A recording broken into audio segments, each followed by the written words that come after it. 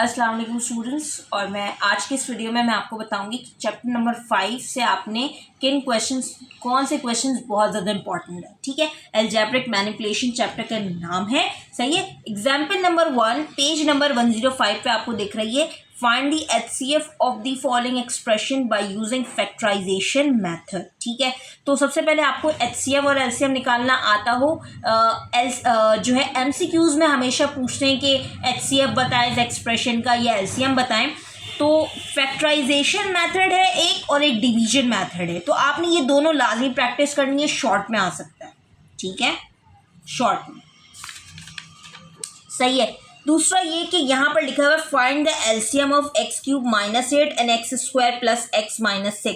ये MCQs में भी आ सकता है और फॉर शॉर्ट भी आ सकता है। ठीक है, इसी तरह एग्जाम्पल नंबर 2 इतना इम्पोर्टेंट नहीं है, बस कर लेनी है इसकी प्रैक्टिस। ठीक है, ये वाला क्वेश्चन शॉर्ट में आ सकता है, अभी तक नहीं आया है लेकिन आ सकता है 2024 में। ठीक है, अच्छा, ये क्या लिखा है, find the HCF bye division method. तो आपने फैक्टराइजेशन मेथड से भी आपने प्रैक्टिस करनी है, डिवीजन मेथड से भी लाजमी प्रैक्टिस करनी है। आ सकता है पेपर में, ये वाला क्वेश्चन भी पेपर में आ सकता है।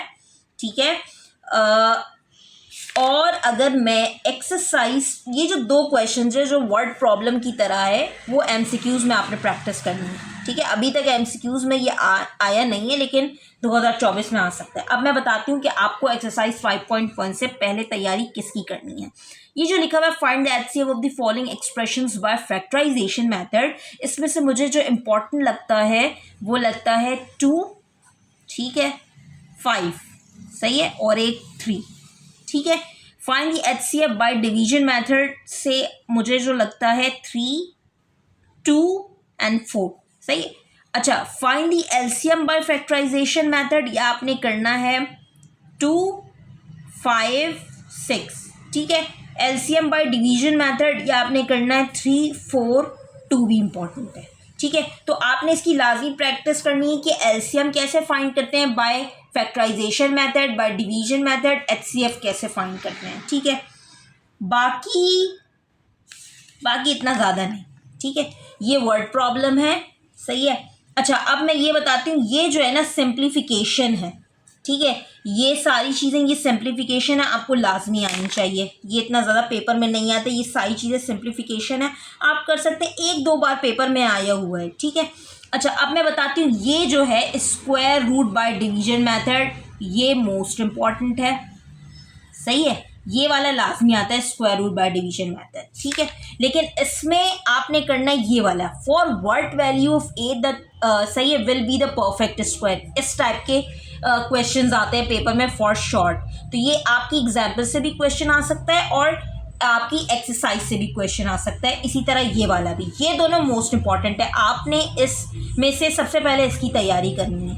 ठीक है, अब मैं आती हूँ एक्सरसाइज 5.3 के अंदर। एक्सरसाइज 5.3 से आपने जो सबसे पहले आपने तैयारी करनी है इन 4 सवालात की, मोस्ट इम्पॉर्टेंट।